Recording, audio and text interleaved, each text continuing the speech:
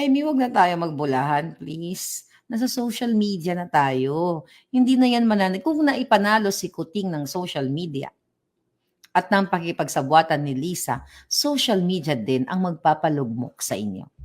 Kahit magbayad pa si Tambaluslos, si Lisa ng mga jutang ginimes, ng mga vloggers, kahit ubusin nila ang milyon nila dyan, hindi kayo magwawagi sa ngalan ng katotohanan dahil ibinaba na sa akin ng langit ang power. Ito yon.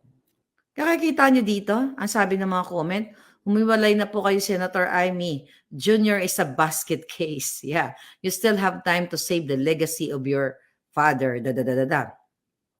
Pakisabi sa ading mo, si Bungit, hindi na kami natutuwa sa sistema niya. Nababasa mo naman to eh. Oh, nako madam, mahirap talaga magkaroon ng kamag-anak na tambaluslos. Alright? Sabi ng isa, I love you, Senator Amy. Your dream is to redeem your father's name, but unfortunately, they do not care about your father's name already. They care about their personal interest. Ano pa sabi dito? Pinsan niyo po, ma'am, ang sisira kay PBBM sa inyo. So, nababasa niyo ito. Sukang-suka na yung taong bayan. Senator Amy, be specific. Sino? Hindi na kami, you know what? We're giving you actually, sa channel natin, binibigyan namin kayo ng hanggang end of this year para, naka-break pala ang session ngayon. So, lusot kayo. Sa January 20 pa kayo babalik. So, okay, pagbigyan ka namin hanggang January 21. Para maniwala ang taong bayan, maniwala ako sa inyo, okay, na hindi nyo kami binubudol, di ba? Ayaw na namin mapabudol muli. You start sa pag-open ng sesyon sa January, mag-initiate ka ng investigation at i-drag mo ang buwakang inang si Lisa Smugs na alam mong pulboronic kasama ang kapatid mo. Ulitin ko, in the first place, alam mo ng pulboronic yung kapatid mo, pinapartner mo pa kay Inday. Isa na, ikaw na lang tumakbo. Diba? So, kung hindi mo kayang gawin yan, Senator Amy, na ikalad ka rin ang buwakang inang si Lisa Ahas sa pakikisabwatan sa Smartmatic at hindi mo imbestigahan ang kanyang pakipagsabuatan sa Smartmatic based sa ebidensyang inilatag ni Atty. Glenn Chong, then, isa ka ring basket case, sabi ng nag-comment. Isa ka ring wako-wako. Diba? Terminology ng, mo yan, ng in-law mong, sister-in-law mong Jotang Janina. Maniniwala ba kami sa'yo? Hindi. Paano kami maniniwala kung hindi mo imbestigahan yung pandaraya noong 2022? Magkasama tayo sa electoral protest ng ading mo. Interview here, interview tayo, in-interview kita, in-interview ko si Kuting, nagpasalamat ka sa suporta ko sa inyo sa electoral protest na walang kapalit ni pisong duling. Walang kapalit, alam nyo yan. Kaya wala kayong maibato sa akin. Tapos all of a sudden, yung hybrid election na pinaglalaban natin at nakikita mo naman, sinabi ni Coco Pimentel yan sa Senate about sa kay Lisa, pero iniwas mo ang question. Patunayan mo sa taong bayan na sinasabi mo kung pwede lang pumili ng kamag-anak kasi may pinanggagalingan ka. At hindi naman istupido ang mga tao, lalo na ako na mismong kausap mo, na sukang-suka kay Lisa. Sinabi mo nga, insecure si Lisa sa'yo. Wala ka nga dun sa May 9 eh. Yun na lang, maliwanag na. Actually, hinanap kita dun eh. May 9, nung nag-celebrate kami dyan sa, you know that, nung nag-live ako, hinanap kita dun. Dun pa lang nararamdaman ko na walang unit team. So, kung mahal mo ang Pilipinas, na sinasabi mo, mahal ng tatay mo, at baka multuhin yung mga kamag-anak mo ng tatay mo, ipagtanggol mo kami. Kalimutan mo na may isa kang kapatid na walang itlog. Kalimutan mo na may kapatid kang pulboronic. Kasi ano ba pinaglalaban natin dito? Para sa kapakanan ng 110 million Filipinos. So, kung mahal mo ang 110, more than that, Filipinos, kaya mong sabihin sa buong mundo ang nag-iisa mong kapatid na na kalalaking walang kasing laki ng tiki ang kanyang itlog, na kayang pisatin ng pisatin ni Lisa Smugs na dinojombag-jombag lang sa buong mundo, pwede ka naman mag-sorry. I'm sorry, nagkamali ang kapatid ko. Ito siya, ito to. Mahal ko ang aking bayan over sa kapatid kong pulburon. Ay, day, sisikat ka sa buong mundo. Papalakpakan ka kahit taga Zimbabwe. Believe me. Kahit sa pinakadulo-dulo ng bansa ng mundo, papalakpakan ka dahil malalagay ka sa history ngayon dahil may isang kapatid na hindi pinili ang kanyang pulboronic na kapatid dahil mas pinili niya ang kapakanan ng mga Pilipino. Pagagawan pa kita ng estatwa dito sa LA. Ako nagagastos. Yeah. Papagawan kita ng estatwa pag ginawa mo yan. Historic yan eh. Magiging historic ang balita na yan at hindi ka makakalimutan ng tao dahil may isang kapatid na nagsalita against sa kanyang kapatid na binababoy at sa kanyang sister-in-law na binababoy ang taong bayan. Sa bawat pagtatanggol mo, bawat pagsikreto mo, Senator Amy, sa iyong pulboronic na kapatid at kahayupan ng sinasabi mong sino man yung mga kamag-anak mo, ilang buhay ang nangamatay. Hindi mo lang pwedeng palitan niya ng mga nutri-nutriban. Diba? Hindi dapat ganun na para bumango ka o makalimutan ng taong issue, mamimigay tayo ng nutriban tayo. Hindi pwedeng ganun. Magbigay tayo 2 kilong bigas, 2 perasong sardinas. Tapos after that, binigyan mo yung mga taong yun, 1 week, wala na silang pagkain. Baka iba sa kanila nangamatay na. So, hindi nakakahanga, pero mas nakakahanga kung ipipinpoint mo. Huwag tayo maglaro ng patintero dito or tagu-taguan. Di ba? Sabihin mo at alam naman, open book naman na ang kapatid mo ay pulboronic, nagsisesyon sa Malacanang. Papayag ka ba? Well, if you don't love your country, papayag ka at hindi ka mag-i-initiate ng investigation regarding Smartmatic at hindi mo rin ibubukelya ang kapatid mo. Dapat yung kapatid mo, pinarehab mo na ng tuluyan. Binababoy na kami. Imagine, nung bombing, actually, may nakarating sa akin na information. Pumunta siya sa Shoot Fest sa Ilocos. Hinahanap ko lang yung ibang mga impormasyon. Pero, nung time pala na siya ay, I think, December 9. So, 5 siya nagsabi. 5 siya nagsabi, nag-release ng statement na siya ay positive sa C, di ba?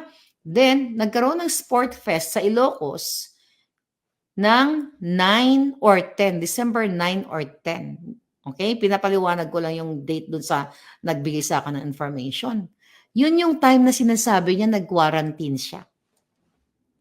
Senator Amy, yung kapatid mo, pulboronic, sunog ang jutak.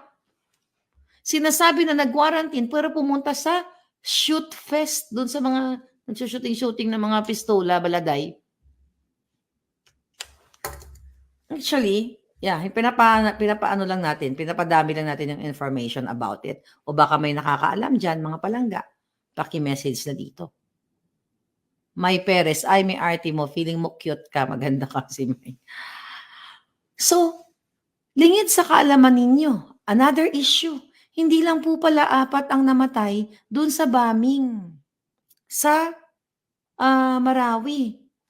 Nakarating sa atin na information, 9, more than 4. Tapos, 9 yata. Okay, tingnan natin. Dami kasing message. Basta, hindi siya 4. Okay, siyam ang namatay or 10. Not sure. Dami kasing information na dumarating sa akin. Basta hindi 4. At ikinubli ng otoridad. Ikinubli ng mainstream media. Yung dineclare lang nila 4. Pero ang totoo, more than 4 yung namatay. So ano yan? Sinusuppress nila ang katotohanan. So anong ginagawa ng buka ng inang mga mainstream at presidential communications?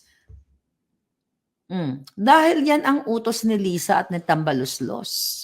Ngayon, ano pang title natin? Okay, kung napipili lang kamag-anak, ano sabi? Lisa Smugs, galit na galit. Okay, galit na galit. Nakarating sa atin, sabi ko sa inyo, ang dami nating puting ahas. Nakarating sa atin, mga kababayan, na itong si Lisa ay galit na galit dahil bagsak ang engagement ni Kuting sa kanilang mga social media platforms. Bakit hindi babagsak? Tanginan niyo sa ginagawa ninyo. Babagsak talaga kayo. So ngayon, okay.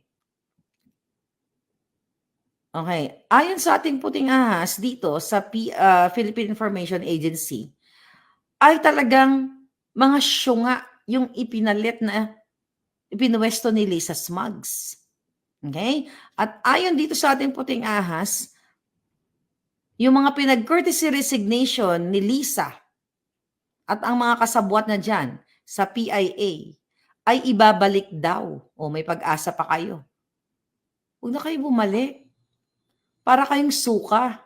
Okay? Isinuka na kayo, kukunin pa kayo. Kung ako sa inyo, hindi ako babalik sa isang baboy na gobyerno. Pinababalik daw po sila dahil ang baba ng engagement ni Kuting sa lahat ng media platforms. Kaya wala daw nagawa yung PIA sa kasulukuyan to counter. Ito yung mga under yata ni Digimon Kualuping nung siya ay nag-resign or kusang tinanggal o tinanggal. So yung pinalit kasi dito, sabi nga ng Miss Marlica, yung pinalit kasi na mga pwesto dito ni Lisa Smugs ay mga walang alam. Mga photographer lang sila sa dyaryo. Kaya galit na galit si Botod. Okay? Si Lisa Smugs dahil pababa ng pababa ang rating ni Kuting. Alam mo? Kahit kailan, hindi nyo marirevive ang kahayupan ni Kuting. Kasi the more na gumagawa kayong panggagancho, pagtotolerate ng smuggler, o part kayo ng smuggling, doon na lang, sa smuggling, pagiging business partner nyo sa smuggler na si Michael Ma, at pag-appoint nyo sa kanya, never ever nyo maiangat ang inyong sarili kasi lugmok na kayo. Lisa Ahas, lugmok ka na. Kahit sino pang ipalit mong Poncio Pilato sa PIA o sa Presidential Communications, hindi na maniniwala ang taong bayan sa inyo dahil nakikita naman ang ginagawa ninyo. Nakikita yung travel ninyo, yung pagdrama ni Kuting, yung pagbabaliwala sa bombing victims at yung mga nalindol ni hindi dinalaw ni Kuting yon. Ibig sabihin, mga palangga, kunyari nagka-quarantine siya, pumunta pa siya dun sa shoot fest. So ganito kahayop si Kuting. Wala siyang pakialam sa inyo. Kaya ikaw, Lisa, kahit anong galit mo, kahit sino pang demonyong ipapalit mo dyan sa PIA, babagsak kayo ng babagsak at abangan ninyo, bubuhatin kayo ng taong bayan palabas. Dyan sa pwestong inaabuso ninyo. At dapat managot ka, Lisa, sa batas. Kaya nga, ikaw, Inday Sara, pag inadya ka ng Diyos ng tadhana, at kung ano man ang mangyari kay Kuting, for whatever reason na ikaw ang pumalit, habulin mo tong mga buwaka ng inang to para sa taong bayan. Imbestigahan mo lahat, si Taning, si Taberna, si Avengers, si Troy, si Tornya, lahat sila, Ivan Uy, lahat ng departamento, habulin mo para sa taong bayan. Kung pwedeng ibalik nyo ang bitay, ibitay nyo ng patiwarik at asinan ang kipay ni Lisa. Okay?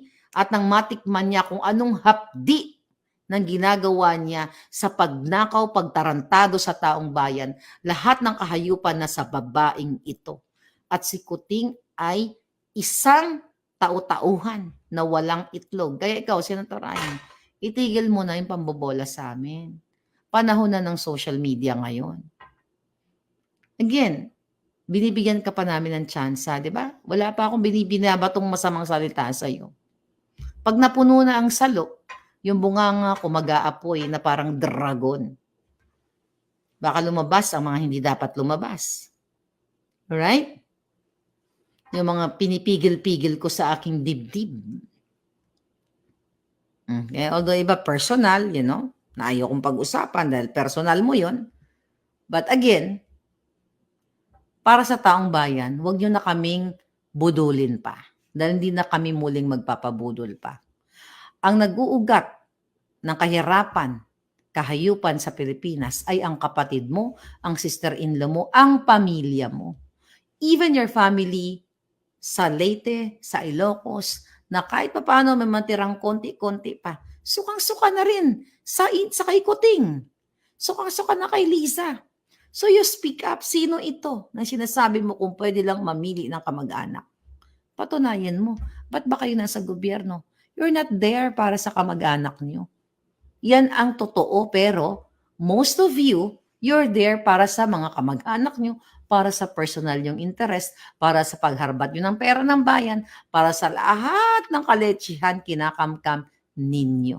So sabi ko, kung matitira lang matino, iilan na lang yan. So you speak up. Huwag ka lang magsalita para sa pamilya mo. At sinasabi mo nga sa nakarang interview, poprotektan mo yung kapatid mo. Good luck. Kung hindi ka magsasalita laban sa kahayupan na ginagawa ng gobyerno, good luck. No more Marcos. Never again. At baka hindi lang yan ang mangyayari sa inyo. Baka higit pa sa nangyari sa inyong ama nung panahon na yon. Dahil hindi nyo kayang pigilin ang galit, ang hinagpis ng taong bayan. Pag yan ay umalpas at nagbugso-bugso na parang tubig sa falls, tuloy-tuloy yan. Hindi nyo yan kayang pigilin. Yung agos yan tuloy-tuloy, lulusot at lulusot yan. Kahit ano pang tingin nyo ay tibay nyo ngayon. Dahil hawak ni Lisa ang pera ng bayan. Hawak niya ang power. Madali lang yan. By the way, kapapasok na ng balita. May mga PSG, okay? Nakwento ko na to na kinakamkam ni Lisa, ang term is sinamsam ang mga telepono ng PSG dahil tamang hinala si Lisa Smugs. Chine-check niya yung mga telepono. That is invasion of privacy. Ganun po kasi ang mga taong gumagamit ng pulburon. Si Lisa Smugs ay pinakikialaman niya ang mga telepono ng kanyang PSG at kanyang wina-wiretap ayon sa ating puting ahas. Walang matinong tao ang mag-isip ng ganyan kung wala kang ginagawang masama. Kasi kung ako ang first lady o ako presidente, di ba? I make sure lang yung seguridad ko. But yung pakikialaman mo dahil tamang hinala ka, dahil baka sila ay puting ahas, baka nagsumbong kay Maharlika, may saltik ka, Lisa. Malala ka na. At itong stick na to ang magwawakas sa inyo. Ito. May power to. Believe me. Okay? Sa kakasabi ko, kaorasyon ko, magkakatotoong may power to. Ito ang tutugis sa inyo. BBM. Remember, during the campaign period, BP Sara was campaigning for you. Iboto nyo si BBM dahil puro maganda sinabi kay BBM sa kampanya, sabi ni Myrna Lim. Yun na nga palangga, nabudol tayo. And, mga palangga, by the way, mapunta ako kay Boying Remulla. So, may sinabi sila sa mainstream media na fake news daw yung sinabi ko na siya ay inaratay o inatake. Eh, nasaan ka, Remulla? Diba? Spokesperson na naman ang nagsalita. Kung buhay ka pa, o wala kang sakit, o hindi ka nakaratay sa banig, nasaan ka? Nasabihin nyo, fake news si Maharlika, nasaan si Remulla? Diba? Binigyan natin siya ng taning kahapon hanggang alas 6 ng hapon. Boying Remulla, nasaan ka? Sabi ni Oldarico, shoot fest, dapat siya ang binangbangbang. Ibig sabihin, welcome pa rin si Adik sa mga Ilocano. Mayroon pa rin siyempre mga palangga. Ngayon, mga palangga, sabi ni Adelaide, o nga po, nakita ko fake news daw sinabi mo, Madam Maharlika. Ba't niyo ako pinangalanan? Ayaw niyo ako bigyan ng mileage? Oy, kayo talaga, mga mainstream media. Kaya hindi niyo banggitin ang pangalan ko, alam na ng tao yon. At saka, nakakatawa kasi, pinipick up niyo ako. Ganun lang yun. Kasi kung walang weight o bearing yung mga sinasabi natin dito, iba-brush off nyo lang, di ba? Pero wala kayong choice. Kasi umaalpas na parang agos ng busay. Okay? Ang bunganga at katotohanan ni Maharlika. Again, Remulla, kung fake news si Maharlika na ikaw ay inaratay o inatake, yun ang inaratay. Kaya hindi ko nilagay yung puso na yan. Inatake sa puso. Kasi ayon sa ating source, di ba sinabi ko sa inyo, dalawa, which is, kaya nga sabi ko kagabi, which is which. inaratay. Yung isang source sabi, inatake sa puso. O inatake. Diba? Yung isa naman may cancer. Okay? So, sabi ko, kaya inahamon ko si Remuela, which is which? Magsalita ka, inaratay ka ba? Inatake ka ng CA? O inatake ka sa iyong pusong itim? Magsalita ka. Kung buhay na buhay ka, at kung malakas ka, edi magsalita ka. Ano ba naman yung video call na? Hello, okay, magsasalita ka. O live po tayo. Ako po si Bonjing Remulla. Hindi po totoo ang mga napabalita na ako ay inatake. Kahit 30 seconds. Magpakita ka ng proof of life. Ayun na naman yung sa chalet, yung pakaplog mong si Miko. Ay, yung pagngiwi-ngiwi na lalaki, yung pakonyo-konyo na mukhang binabae. O ano? Laban? Laban kayo? Ito lang, may baril kayo, may pera kayo, ito power ko. Papasok lahat to sa ngalangalan ninyo. Di ba? Mayawa kayo. Dapat mag-live siya kaagad. Si Mulya ang naratay, tapos ano yun? Tapos si Tambaluslos ang nawala sa mundo. I hope. You know what I mean? Oh, Mary Jane Alegre, thank you. So yun lang yung tanong natin. Nasaan ka, Rimulya? Magpakita ka na buhay ka. Di ba? Kung nakahiga ka sa banig, wala namang problema, di ba? We wish you well, darling. Well, ma-shoot ka sa well. Yung may apoy-apoy. Di ba? Mga ganon. Ngayon, balik tayo kay Senator Amy.